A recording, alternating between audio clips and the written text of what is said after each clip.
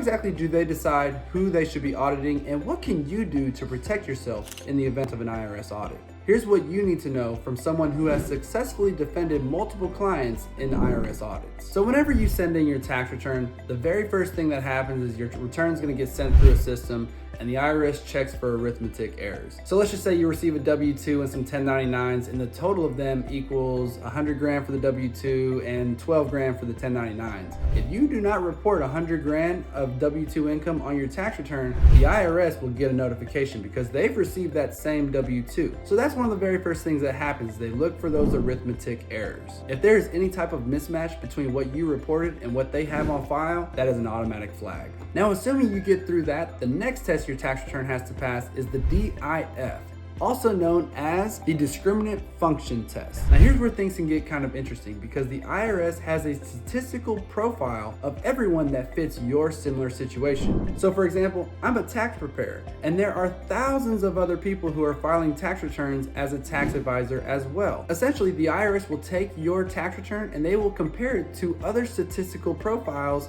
that fit your description.